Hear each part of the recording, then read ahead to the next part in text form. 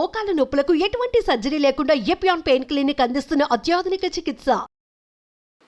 ఈ నువ్వులు ఎంత అద్భుతమైనటువంటి, ఇప్పుడు ప్రతి ఒక్క క్యాన్సర్ పేషెంట్కి నా దగ్గరికి వచ్చే వాళ్ళకు వారానికి ఒక్కసారి నువ్వుల లడ్డు తినండి అని చెప్తే 6 వారాల్లోనే వాళ్ళ క్యాన్సర్ కూడాను ఉపశమనం కావడం మొదలుపెట్టింది.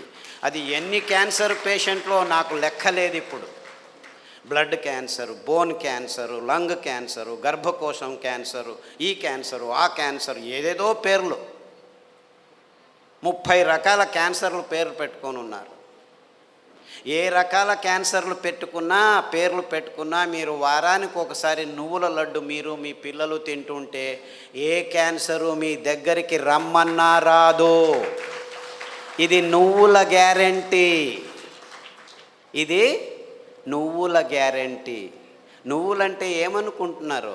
కానీ డాక్టర్లు ఏం చెప్పారంటే 1990స్లో నువ్వుల నూనె తాగుతున్నావా నల్లగా అయిపోతావు, కొబ్బరి నూనె తాగుతున్నావా కొలెస్ట్రాల్ వస్తుంది, వేరుశనగ నూనె తాగుతున్నావా అఫ్లోటాక్సిన్స్ నరాల దౌర్బల్యం వస్తుందని చెప్పి మన పదార్థాలని ఎందుకు పనికిరావని చెప్పి ఈ విజ్ఞానులు, ఈ సైంటిస్టులు, ఈ పెద్ద పెద్ద ఇన్స్టిట్యూట్ వాళ్ళు వందల వేల ఆర్టికల్స్ రాసేసి మన పదార్థాలని మనమే చీదరించుకునేట్టు చేసేసారు. ఇన్ఫ్యాక్ట్ నువ్వులంటే ఏం తెలుసా? ఎవరైనా చస్తే మన దేశంలో అనాదిగా నోట్లో నువ్వులు పోసి చివర్లో నారాయణ నారాయణ అంటారు. ఎందుకంటారు? అప్పితప్పి ఆ దేహంలో ఏదైనా ప్రాణం మిగిలి ఉంటే నువ్వులు పోస్తే వాడు బతికి బయటపడతాడు, నువ్వులు పోసినా బతకలేదు అంటే వాడు చచ్చాడు, తీసుకెళ్ళు దేహాన్ని. ఇంత అద్భుతమైన మహత్వకరమైన ఇది తరతరాలుగా వస్తున్న సంప్రదాయం. దాన్ని మనం విశ్లేషణ చేసుకోకుండా, అంటే నువ్వుల్లో ఇంత మహత్వం ఉంది అని తెలుసుకోకుండా ఎవడో ఏదో చెప్పాడని చెప్పి నువ్వులు అదంతకదే 2 సార్లు మనం సామెలు కొర్రలు వేస్తుంటే అవంతకవే పెరిగేవి. ఇంత అద్భుతమైన పదార్థం. ఏ చర్మ రోగమైనా నువ్వుల నూనె రాస్తే మాయమవుతుంది. రాయాలి నాకు ఇష్టం లేదంటే పొద్దున్న లేచి 3 చెంచాలు తాగండి, మీ ఎగ్జిమాలు, చుండ్రు పిండ్రు ఏమి చర్మ రోగాలన్నీ మాయమైపోతాయి. ఇంత అద్భుతం ఉంది. ఏ ఒక్క విజ్ఞాని ఇంతవరకు, ఫారిన్ విజ్ఞానులను వదిలిపెట్టండి, వాళ్ళకి తెలియదు, మన దేశంలో ఉన్న విజ్ఞానులు ఇంతవరకు ఒక్కరు నువ్వుల మీద రీసెర్చ్ చేసి ఒక్క పేపర్ కూడా రాయలేదు.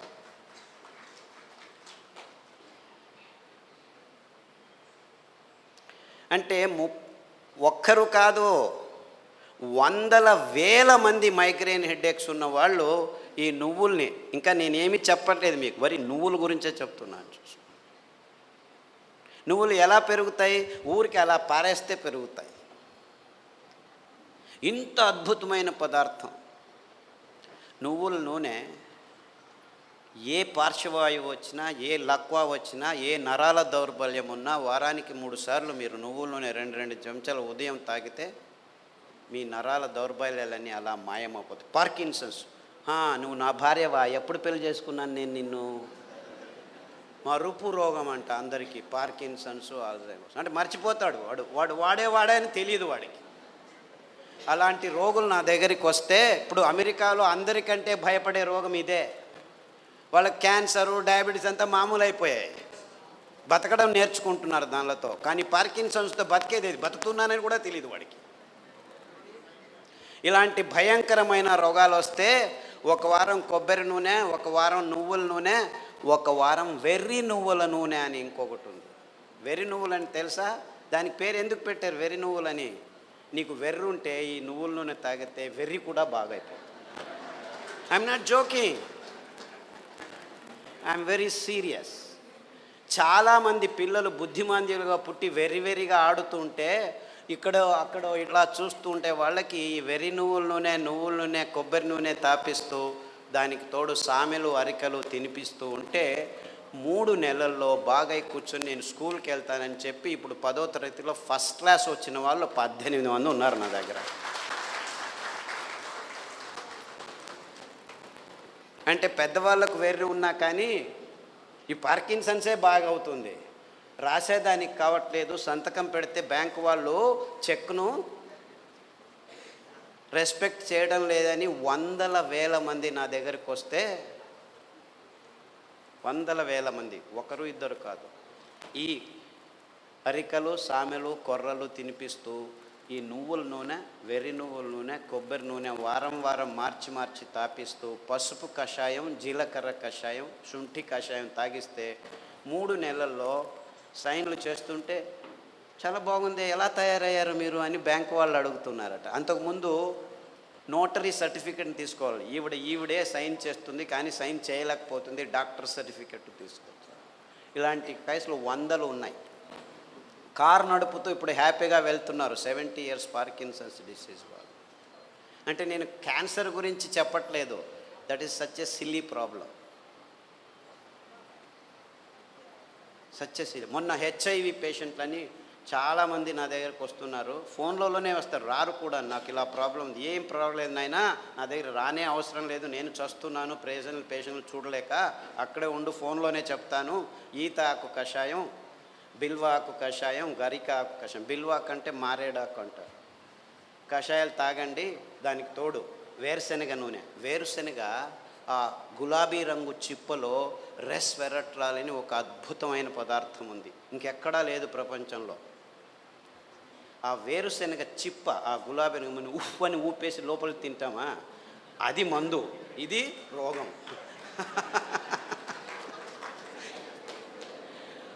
ఆ ఊపకుండా ఆ గులాబీ రంగు ఆ చిప్పను ఒక 10 గింజలు నానబెట్టి మొలకొస్తుంది, ఈజీగా బయటకు వస్తుంది, దాన్ని తీసుకొని తిను. దానికి తోడు వేరుశనగ నూనె తాగితే అందులోనూ రెస్వెరట్రాల్ ఉంటుంది.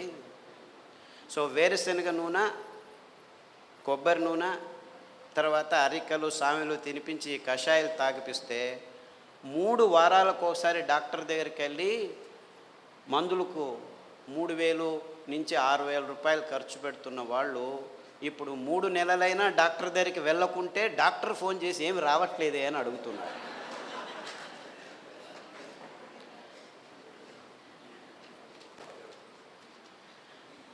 అంటే ఆ ఈత ఆకులో, ఆ మారేడు ఆకులో, ఆ గరికలో ఎంత అద్భుతమైన విషయాలు ఉన్నాయని ఎవరూ చెప్పేదానికి ముందుకు రావట్లేదు. వందల మంది. సో నాకు ఎక్కడ లేని సంతోషం. ఈ అరికల్లో, సామెల్లో, ఊదుల్లో, కొర్రల్లో, గ్యాంగ్రీన్ పేషెంట్లు అది ఎంతమందికి బాగు చేశానో నాకు లెక్కనే లేదు నాకు.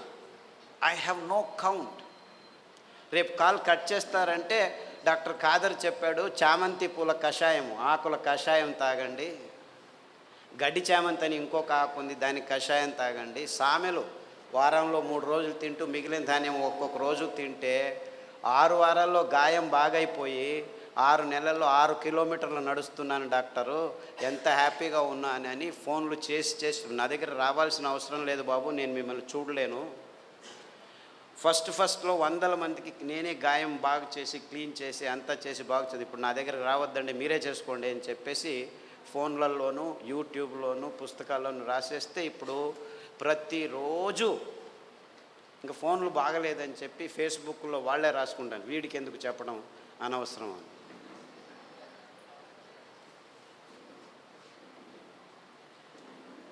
Things are very simple actually. కానీ ఈ ఎకనామిక్ మోడల్లో మొత్తం ప్రపంచమంతా జీవనం చేస్తుంది. విజ్ఞానం కూడా ఎకనామిక్ మోడల్కి వచ్చేసి ఎంత భయంకరమైన అసత్యాల్ని వైజ్ఞానం అని చెప్పేదానికి పాలు అనే ఒక పదార్థమే చాలు. పాలంటే ఏమిటి? ప్లాస్టిక్ సంచుల్లో 10 రోజులు కోల్డ్ రూమ్లో పెట్టి హోమోజినైజ్ చేసి పాస్చరైజ్ చేసి చిన్నపిల్లల నోట్లలోకి ప్లాస్టిక్ బాటిల్లో ప్లాస్టిక్ నిపుల్స్తో పెడుతున్నది పాలనుకుంటున్నారా మీరు? పాలంటే తల్లి తన స్తనం నుంచి నేరుగా పాప నోటికి అందించే అద్భుతమైన అస్థిర పదార్థం. అంటే నేరుగా ఇంకా మధ్యలో ఏం ఉండకూడదు, నో ప్రాసెసింగ్, నథింగ్. అది మనిషి కావచ్చు, ఆవు కావచ్చు, పులి కావచ్చు, ఏనుగు కావచ్చు. పాలు నిర్వచనం ఇది. కానీ విజ్ఞానం పుస్తకాల్లో ఏం రాసుకుని కూర్చున్నాం మనం? పాలు పరిపూర్ణ ఆహారం అని అందరూ పాలు తాగడం మొదలుపెట్టారు.